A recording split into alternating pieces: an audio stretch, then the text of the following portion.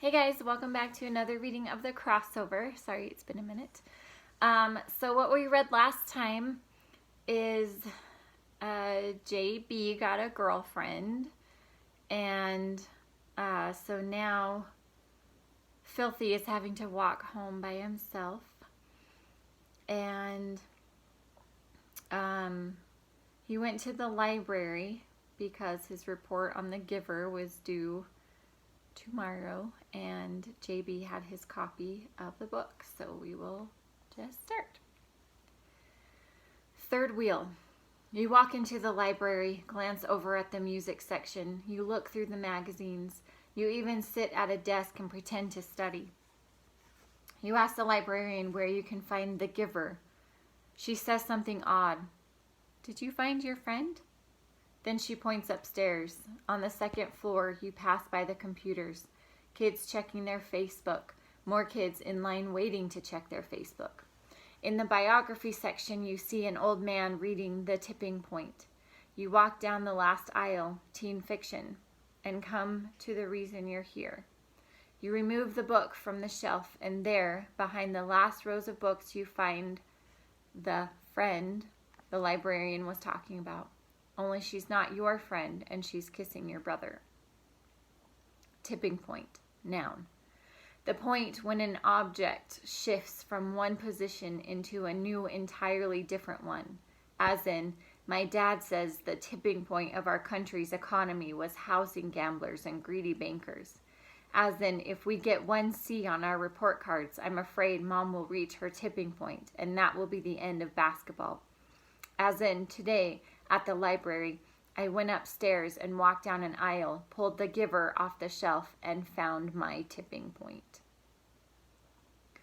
The main reason I can't sleep is not because of the game tomorrow night, is not because the stubble on my head feels like bugs are breakdancing on it, is not even because I'm worried about Dad. The main reason I can't sleep tonight is because Jordan is on the phone with Miss Sweet Tea, and between the giggling and the breathing, he tells her how much she's the apple of his eye, and that he wants to peel her and get under her skin and give me a break.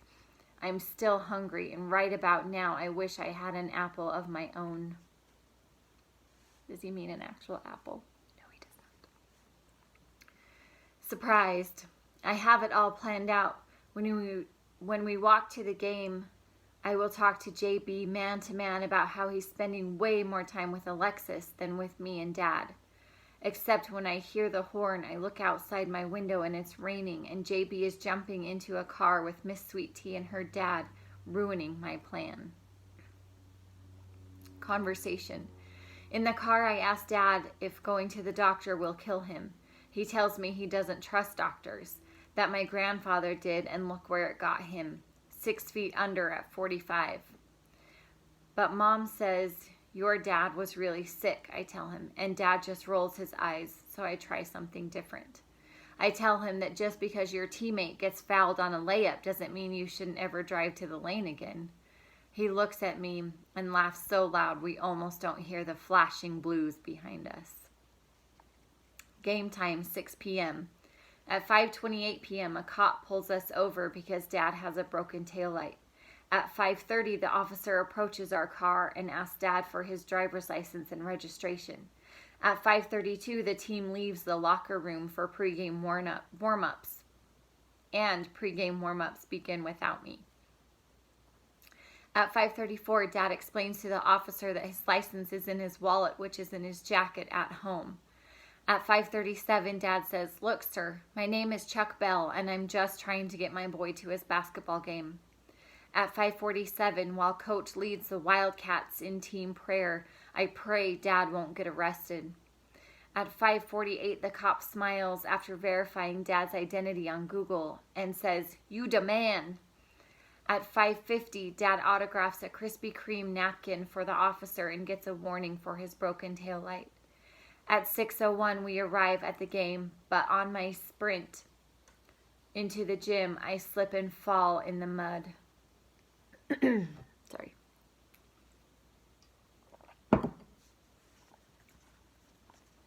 This is my second year playing for the Reggie Lewis Wildcats, and I've started every game until tonight, when Coach tells me to go get cleaned up, then find a seat on the bench.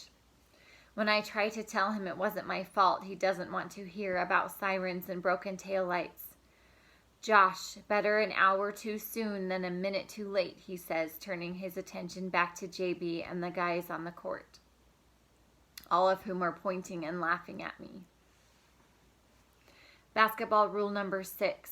A great team has a good scorer with a teammate who's on point and ready to assist.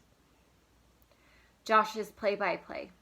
At the beginning of the second half, we're up 23-12. I enter the game for the first time. I'm just happy to be back on the floor. When my brother and I are on the court together, this team is unstoppable, unfadable, and yes, undefeated. JB brings the ball up the court, passes the ball to Vondi. He shoots it back to JB. I call for the ball. JB finds me in the corner. I know y'all think it's time for the pick and roll, but I got something else in mind. I get the ball on the left side. JB is setting the pick. Here it comes. I roll to his right. The double team is on me, leaving JB free. He's got his hands in the air, looking for the dish from me. Dad likes to say when Jordan Bell is open, you can take his 3 to the bank. Cash it in, 'cause it's all money. Tonight, I'm going for broke. I see JB still wide open. McDonald's drive-thru open. But I got my own plans. The double team is still on me like feathers on a bird. Ever seen an eagle soar? So high, so fly. Me and my wings are, and that's when I remember. My wings are gone. Coach Hawkins is out of his seat. Dad is on his feet screaming. JB screaming. The crowd screaming. Filthy, pass the ball. The shot clock is at 5. I dribble out of the double team. 4. Everything comes to a head. 3. I see Jordan. 2. You want it that bad? Here you go. 1.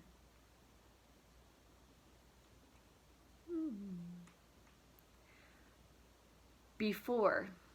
Today I walk into the gym covered in more dirt than a chimney. When JB screams, "Filthy's McNasty," the whole team laughs, even Coach. Then I get benched for the entire first half for being late. Today I watch as we take a big lead and JB makes 4 threes in a row. I hear the crowd cheer for JB, especially Dad and Mom. Then I see JB wink at Miss Sweet Tea after he hits a stupid free throw. Today I finally get into the game at the start of the second half. JB sets a wicked pick for me, just like Coach showed us in practice, and I get double teamed on the roll, just like we expect. Today I watch JB get open and wave for me to pass. Instead I dribble, trying to get out of the trap, and watch as Coach and Dad scream for me to pass.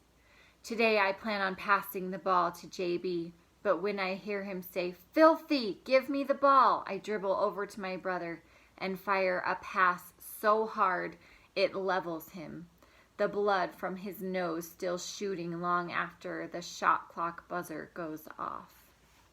Yikes.